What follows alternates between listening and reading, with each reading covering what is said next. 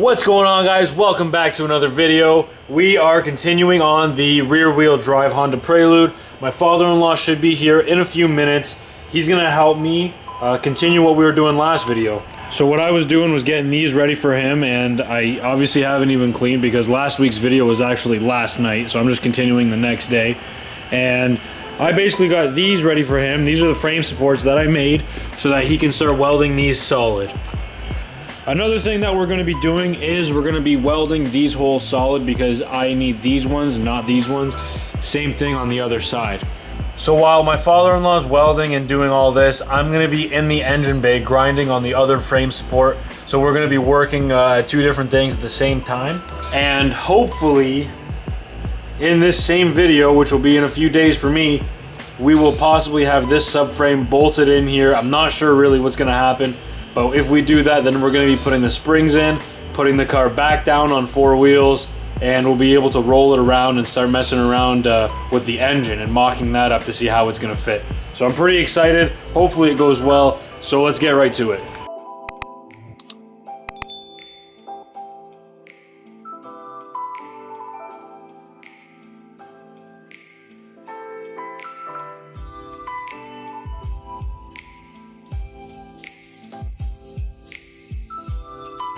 Alright guys, well we kind of got carried away. I totally forgot to even record most of what we're doing, but that's okay.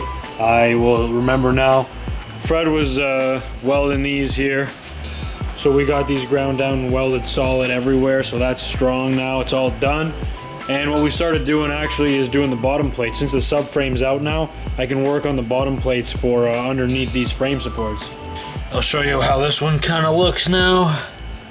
We're not done welding this one because my welder is only a 20% duty cycle, which means if you're welding on the maximum setting, you're not going to be able to get that much, which means that I'm only going to be able to run it 12 minutes every hour at full capacity, basically. I think that math checks out, but that's what we did. So basically he welded for a bunch over there. We were taking breaks in between anyways, but then we got the light indicator for thermal overload. And we forgot some stuff at his shop anyway, so he went over back home to grab some stuff. I'm going to try to prepare the other frame support here, the underneath part, which is right here. As you can see, there's the block. It's going to go underneath. It's going to wrap around the block and add a lot of strength to that. So that's what I'm going to be doing. I'm going to try to cut that out and get it ready for him, and then I'm also going to be grinding a bunch of stuff and just basically working behind Fred so that I'm not in his way. I'm gonna just help him because he's much better and faster than me at most of this stuff, so he's helping me a ton today. So we'll see what we can get done today. I think his goal is to get most of this all wrapped up so that the next time he comes we can get this bolted in and put the springs in, so we'll see.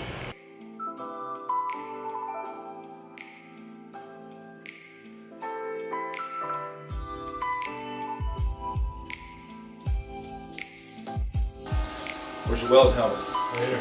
Okay. You're gonna have to hold that because the clamp ain't gonna work because it's a big block of top. Sideways. Want a glove? Don't you need them? Nope. Next you take this one. Use this one.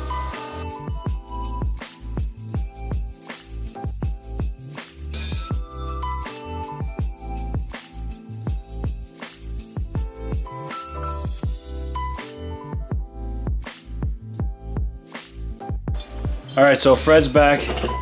He's doing the welding and the grinding over there on the subframe. Well, he was gone. I had this piece made, and I'll show you exactly where that's going right now. This piece hopefully will fit in here. Yeah, just had it there, yeah. So we can weld it all underneath here, and that'll add a bunch of strength to this frame support that we already had.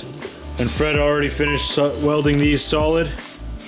And if you remember, there was two holes here on both sides, and what he did was he just filled this hole in, and because we only need this hole now, so You should we tell just primed it, me.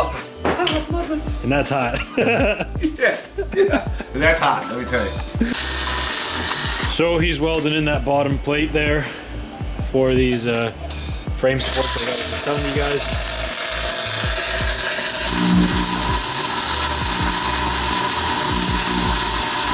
All right, well, Fred just finished doing a whole bunch of the welding, and the primer is pretty much dry. So we just want to get the subframe underneath the car and bolt it in so that we can see how it looks.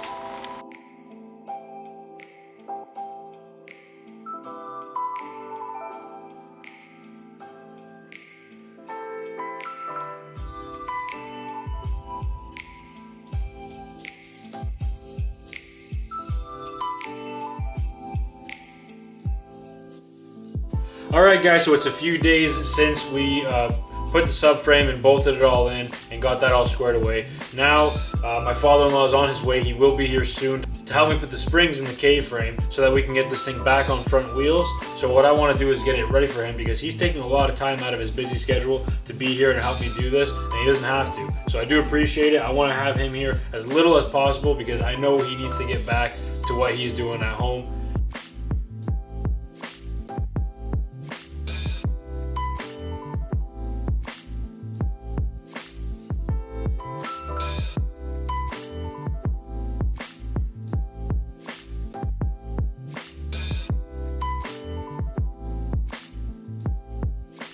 Well, anyways, guys, I'm pretty bummed out. I mean, Fred came here for a while. We hung out, we talked more about the car.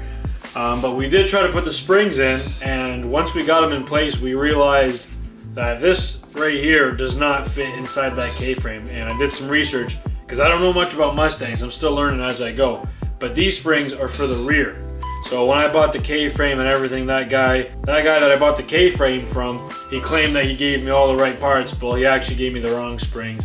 It's not the end of the world. We're getting some new springs soon, and hopefully tomorrow we can get some new springs, and then we're just going to be putting those in.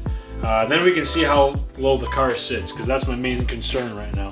But anyways, hopefully in the next clip, you guys will be seeing some new springs going in, I hope.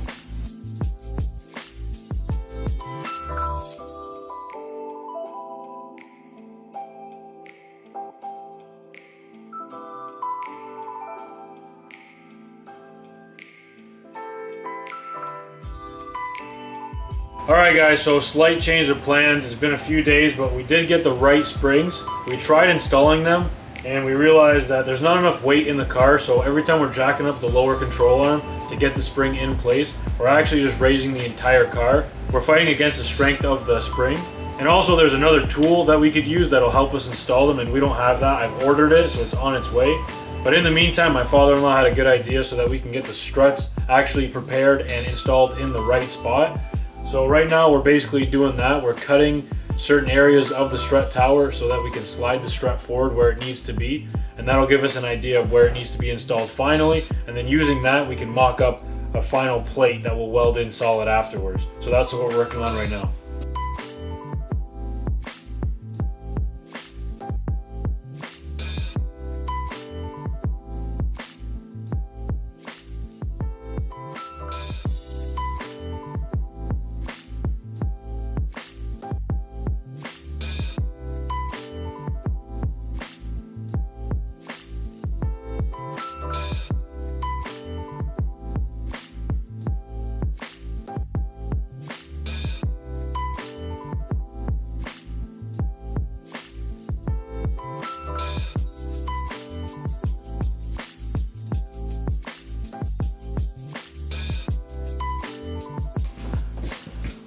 Alright, so what Fred just did was, where the existing strut was, he just cut out everything so that we can move the entire thing forward about an inch. And obviously it doesn't look great, but we're just doing this so that we can get an idea of where it needs to sit. And then once we know where it's going to be, then we're going to make a plate and put it on top and make it all look pretty and stuff. But we just need to know exact fitment right now, so that's why we did it this way.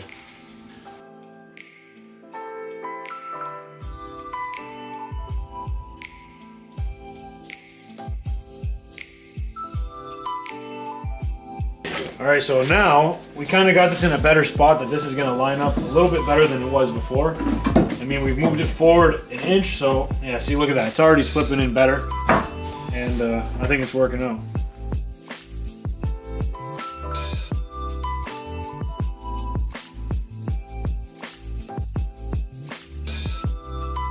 Alright guys, so we didn't end up getting the springs in, and we probably won't get the springs in for another couple weeks. We have some other things that we need to work on. Like you just seen, we were working on the top of the strut towers, and the reason is because the struts aren't really where they need to be. The angle's off a little bit, so that's what we're working on right now. So we're working on that, and then once we figure that out, we still need to either get some weight in the car before we work on putting the springs in, or we have another way of getting the springs in by getting a company to compress them and band them, and then we can put them in. We're not really sure yet, but we're working on everything. It's just kind of playing by ear really, because I've never done this before. It's kind of hard customizing stuff and making it all work. But I appreciate the patience. Again, guys, I really do appreciate you guys leaving feedback and telling me what you guys think about the videos, and liking and subscribing and giving me nice comments. It really means a bunch to me. So thanks again, guys, and hopefully you guys enjoyed this video. Stick around, because next week I got more stuff coming. And again, guys, thank you so much. I really do appreciate it. We'll see you next week.